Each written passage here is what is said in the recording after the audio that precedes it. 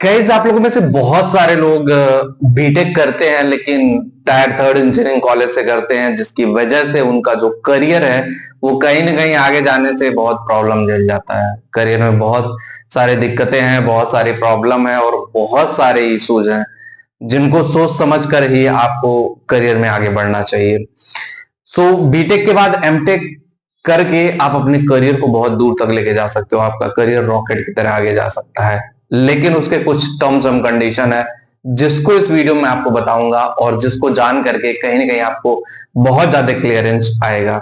नमस्कार दोस्तों, ready channel में आपका बहुत बहुत स्वागत है।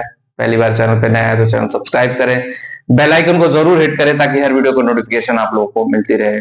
गाइस, अगर हम बात कर लें, बहुत सारे फैक्टर्स हैं और बहुत सारे इंपॉर्टेंट टॉपिक है जिस पे बात करनी है, लेकिन अगर हम बात करें एमटेक की तो सबसे पहले आप देखो, अगर बीटेक किए हो और एमटेक करने का सोच रहे हो तो आज से ही ये माइंडसेट में बैठा लो कि आपको गेट का एग्जाम देना है और गेट के थ्रू ही एमटेक करने जाना है। क्योंकि देखो, गेट के थ्रू एमटेक करने जाते हो तो फायदा आपको मिलता है कि आपको 10-12 हजार रुपए स्कॉलर पर मंथ स्कॉलरशिप या स्टाइपेंड कह लो, वो भी मिलता है। खर्चा पानी आपका वहीं से निकल जाएगा। दूसरा है आईआईटी में एंट्री होती है। आप कहीं भी पढ़ रहे हो, टायर थर्ड इंजीनियरिंग कॉलेज में, किसी भी कॉलेज में पढ़ रहे हो, वहां से आपका करियर आगे नहीं जा रहा, लेकिन यहाँ पे आप आते हो, एक बैग आपका करियर आगे बढ़ता है, एक बैग चीजें आपके लिए बेहतर होती हैं।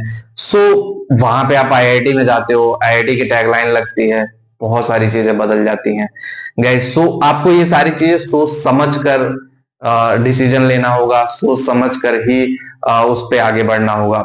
बहुत सारे लोग हैं टायर थर्ड इंजीनियरिंग कॉलेज से बीटेक कर रहे हैं, फिर टायर थर्ड इंजीनियरिंग कॉलेज से एमटेक भी कर रहे हैं।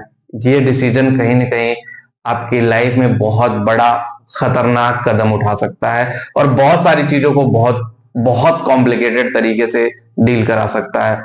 जब भी बीटेक के बाद एमटेक का प्लान करें तो गेट के थ्रू ही करें, क्योंकि देखो कुछ अच्छी डीम्ड यूनिवर्सिटीज हैं, नो डाउट, ऐसी नहीं है कि प्राइवेट यूनिवर्सिटीज बढ़िया नहीं है, बहुत सारी यूनिवर्सिटीज बढ़िया है जहाँ का। लेकिन प्लेसमेंट के मैटर में देखोगे ना, एमटेक में बहुत कम प्लेसमेंट होता है, मतलब नहीं के बराबर ही। आप एमटेक लेवल पे इतने मेच्योर हो जाते हो, बहुत सारे लोग टीचिंग में ही जाते हैं।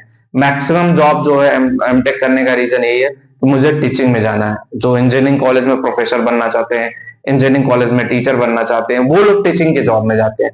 तो वो सिनेरियो वहां पे पूरा चेंज हो जाता है, चीजें बदल जाती हैं, चीजें आपको उस डायरेक्शन में लेकर के जाना चाहिए जिस डायरेक्शन में आपको बेनिफिट हो।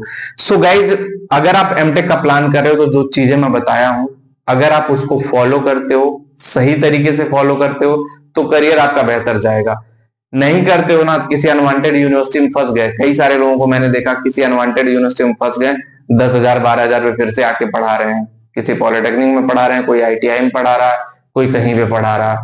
तो ऐसा नहीं कि एमटेक कर लिया तो बहुत बड़ी चीज हो गई और एमटेक के बाद आपके पास बहुत सारी अपॉर्चुनिटी है, एमटेक के बाद बहुत सारी चीजें हैं। ये बहुत सारे चीजें जिनको आपको जानने की, समझने की और मतलब बहुत सारी चीजें एक्सप्लोर करने की जरूरत है। अगर आप उनको जानते हो, समझते हो और अच्छे से यूटिलाइजेशन करते हो, तभी आपका करियर आगे बढ़ पाएगा। अदरवाइज आपका करियर इतना दूर पीछे जाएगा, फिर आप सोचने पे मजबूर हो जाओगे कि मैंने क्या कर दिया।